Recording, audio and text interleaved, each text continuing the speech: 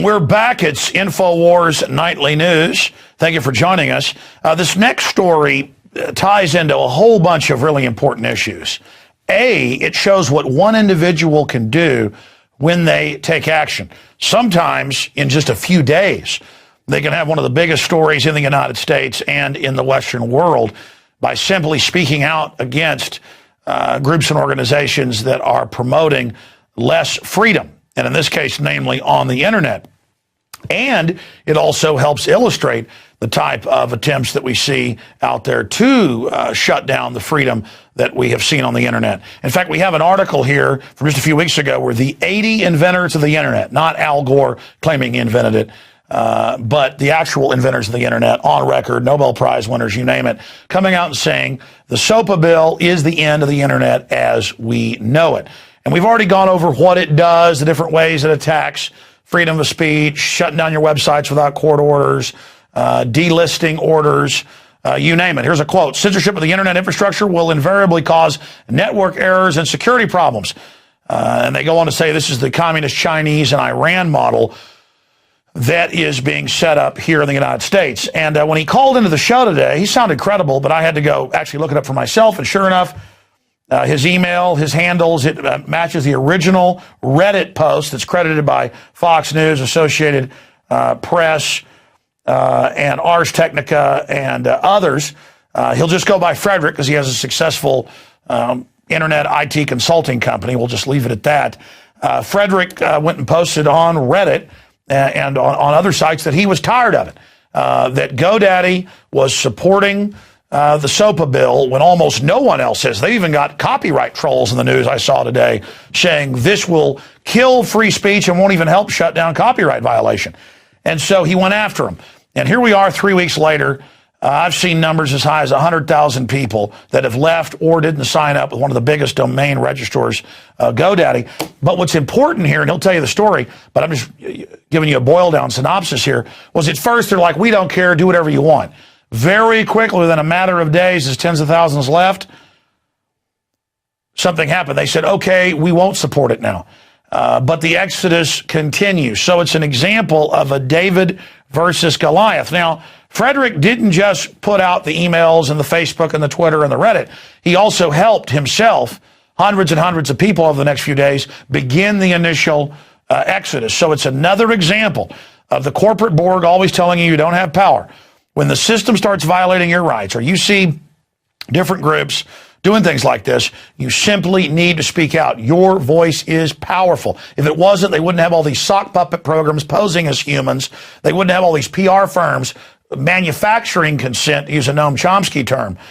So it's just amazing. And I'm proud that Frederick's been a 10-year listener to my syndicated radio show. I can't tell you how many times we see great people across the world standing up for liberty, and they are listeners of our show. But I stand on the shoulders of others that came before me as well. So it is just absolutely fantastic. And we're joined by Frederick via Skype. Frederick, great job. So recap the story, and then let's get into what you've launched is now spurring other movements, people seeing your success. It's giving people confidence.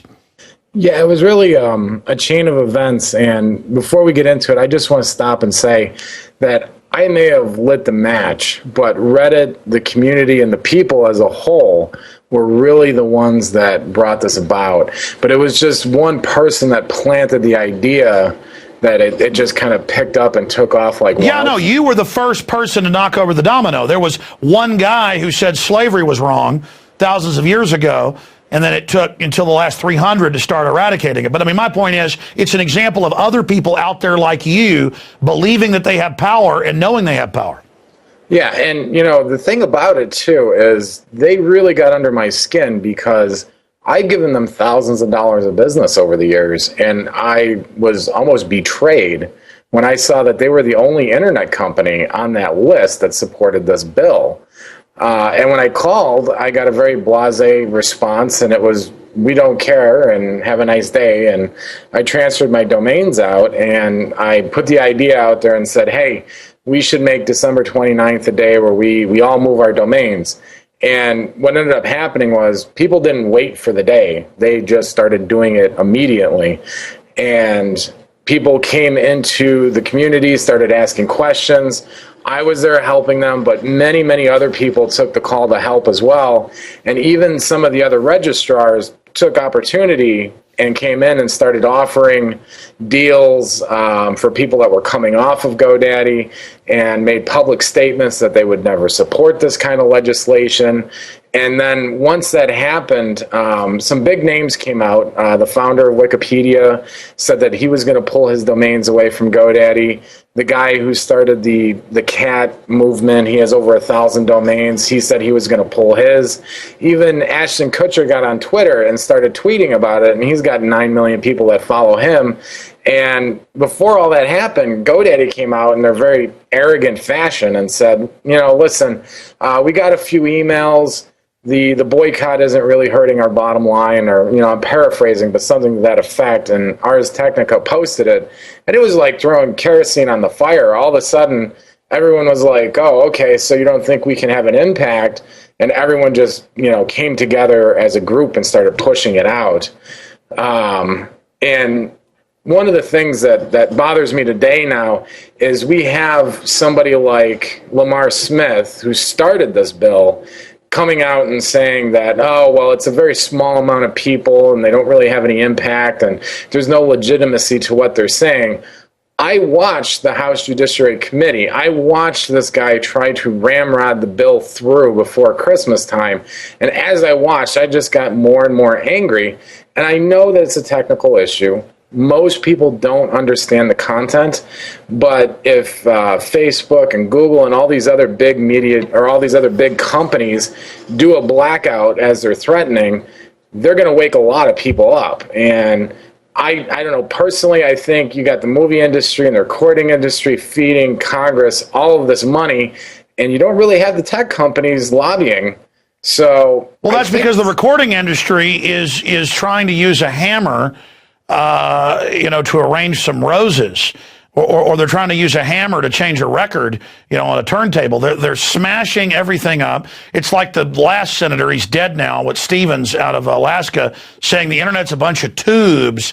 I mean, they don't know what they're doing. Not only are they trying to censor it and trying to violate due process, but when the 80 inventors of the internet come out and say this is going to screw the internet out, I mean, I've seen one top-tier internet company go out and a third of the web you can't get to for a week. When Level 3 or whatever had a problem 5-6 years ago.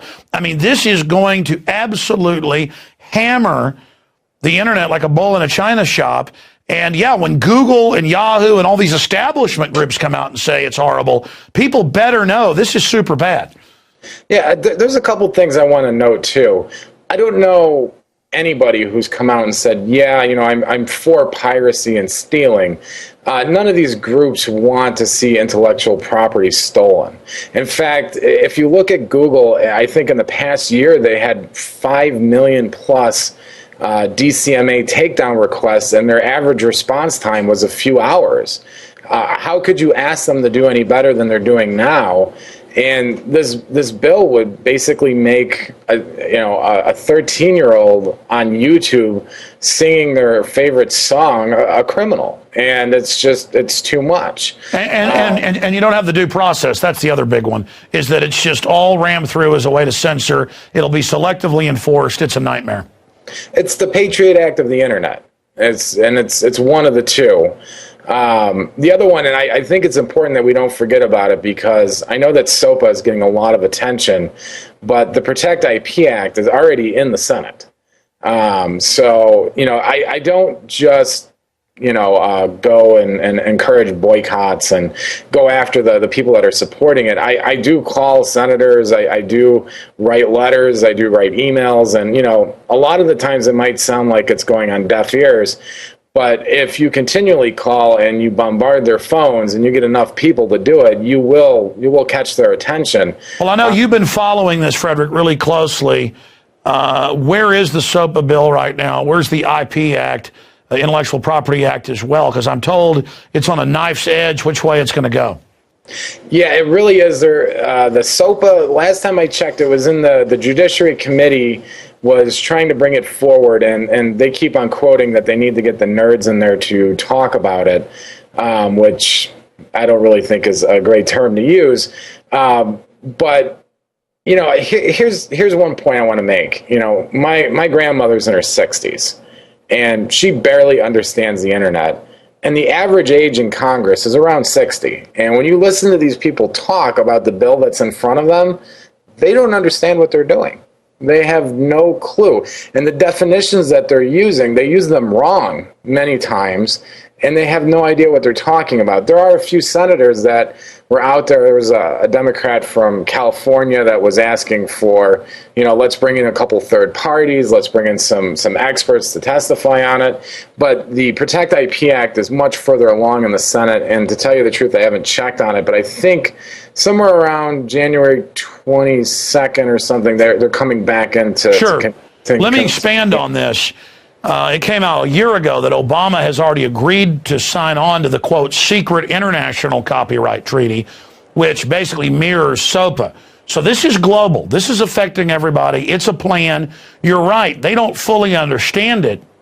But the technocrats that originally wrote it up for them know that it allows them to basically selectively ban IPs, do takedown orders across the web of search terms, shut people down for using certain copyright words. As you said, as a lot of analysts have pointed out, a kid sings a song, just the words, they can go to jail. It turns the Pentagon loose to operate in cyberspace against people. This is an old establishment.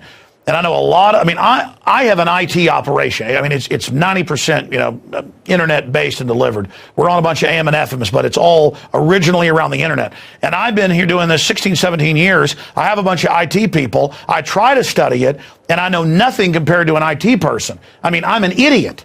And compared to these senators watching these hearings, they don't know their head from a hole in the ground.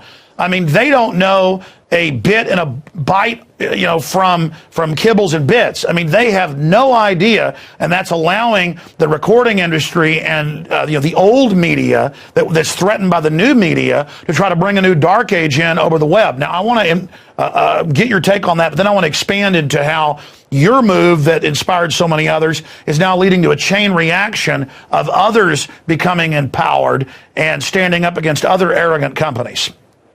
Oh, yeah.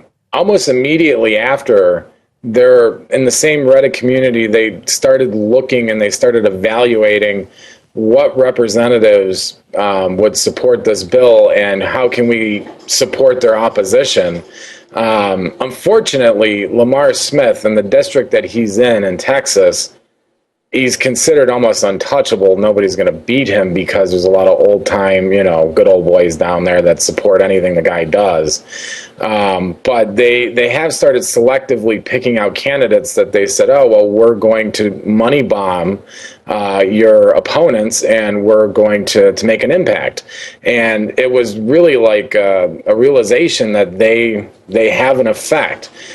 Which I think was probably the best part about it. I don't agree with everything that they're doing. I think they picked the wrong candidate to go after personally, but I do like the fact that they are trying and they are starting to come together more. Exactly. People are taking action and getting out of their mind stupor, out of their trance. That's why resistance is victory, because then you learn as you fight. But take Lamar Smith. His district runs right up to South Austin.